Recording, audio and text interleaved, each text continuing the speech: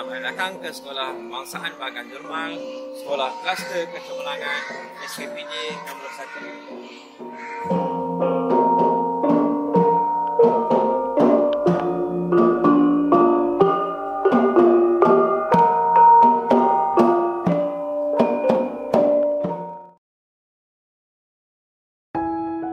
Sekolah Kebangsaan Bagan Jermal menyokong penuh visi dan misi dari Kementerian Pendidikan Malaysia dalam usaha untuk mencapai amanat Tuan Pengarah Jabatan Pendidikan Negeri Pulau Pinang, iaitu Pulau Pinang Penderaju Transformasi Pendidikan Negara, diterjemahkan melalui aspirasi mengikut KRA dan moto sekolah Sayangi Sekolahku SKBJ nombor 1. Kepimpinan sekolah diteraju oleh Tuan Guru Besar Encik Zainal bin Ahmad bersama barisan pentadbir yang komited dan berdedikasi.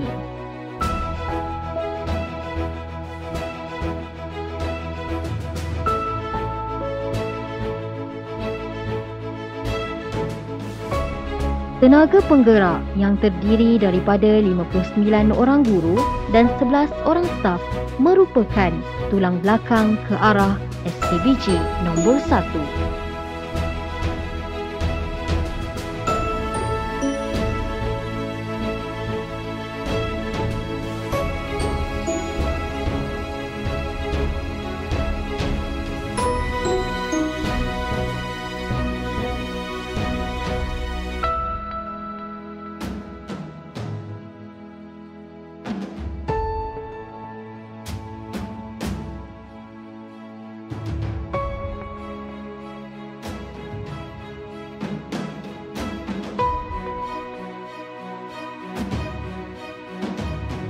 Sekolah Kebangsaan Bagan Jermal terletak di pinggir Bandar Batu Wet, terdiri daripada murid-murid yang mempunyai pelbagai latar belakang sosioekonomi dan budaya.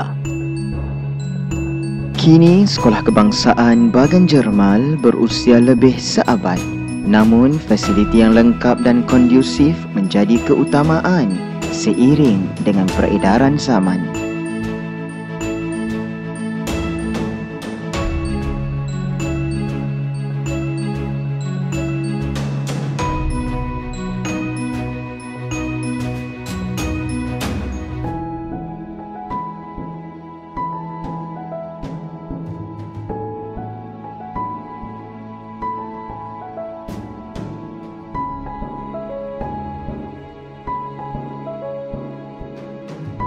Antara anugerah-anugerah tertinggi yang telah berjaya dikecapi ialah Sekolah Harapan Negara peringkat kebangsaan, Sekolah Selamat peringkat kebangsaan dan Sekolah Kluster Kecemerlangan Kementerian Pendidikan Malaysia.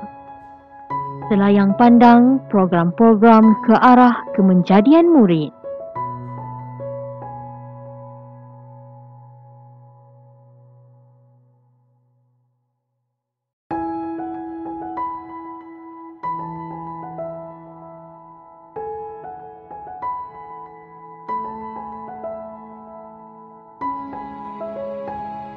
Kebitaraan sekolah terdiri daripada Bestari Bahasa dan Lestari Budaya. Antara permata yang menjerlah ialah pasukan gamelan dan boria yang telah membuat persembahan di kaca televisyen serta mendapat jemputan pelbagai pihak, baik di peringkat negeri, kebangsaan maupun antarabangsa.